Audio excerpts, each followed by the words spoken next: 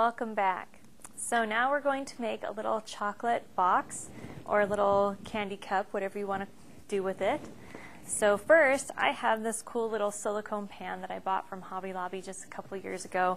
Really great, really flexible and nice, but they have this kind of stiff outer edge here that really helps hold the pan together, which is really cool for baking or storage or things like that.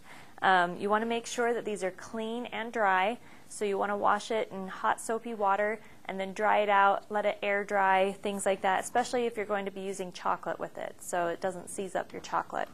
So we have our melted pink candy chocolate here. So I'm just going to pick one of these little heart shapes and I'm going to fill it up.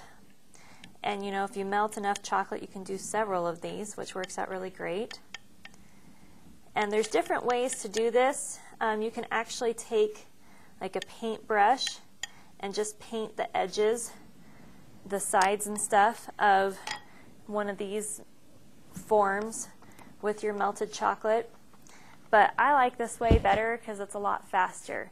So we're just going to fill it up and then you let it set up for a few minutes, 5-10 minutes, something like that. And then you're going to turn it out onto one of your cooling grids. So we're going to put this actually in the fridge for a few minutes to help speed up the cooling process, but you don't want to put it in there for too long. If you let it set up all the way, then you can't get some of the chocolate back out. If you don't let it set up enough, then it's not going to be very thick around the edges and it's going to fall apart. So I'm going to go stick this in the fridge really quick and I'll be right back to show you how to pop them out. So we stuck this in the fridge and now we're going to turn it out. You want to test it first though and just make sure that when you wiggle the pan you can still see some of the chocolate move around to make sure it hasn't set up all the way through. Okay, so we're just going to flip it onto our cooling grid that's inside of a pan, a cookie sheet pan or something like that. Then we'll just check it a little bit here. Make sure enough of the chocolate has come out.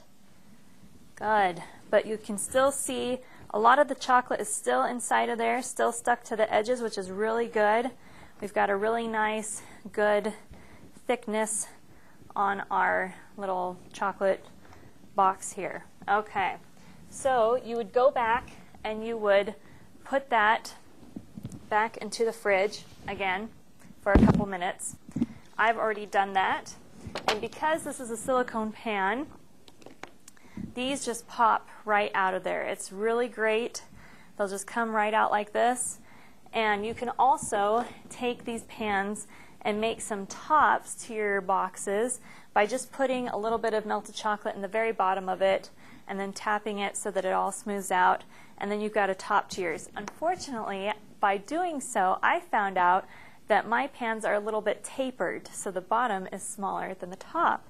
So luckily, I found that I have a cookie cutter that is almost the same exact size as the top of my box. So I was able to make just some of these with my cookie cutter the same way that I made the melted chocolate base for our basket. You just put your cookie cutter down onto the wax paper, pour some of the melted chocolate in there, and then refrigerate it, and it'll pop out as this nice little shape. So I did a couple of these to put on top of my boxes here. Now, you don't have to have them be exactly the same shape because they probably won't close. You don't want them to close all the way because you're going to put something yummy inside and you want them to come off.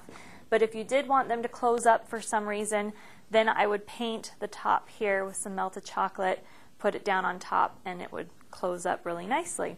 And you can put all different kinds of things inside. You can put some more chocolates. You can put some conversation hearts. Just lots of fun things. You can also take the little tops of your boxes and with your edible food markers you can write, be mine, or you can write the person's name on top or something. And those can be some really fun, like place card type things that you can put on your table that you can give to your Valentines and everything.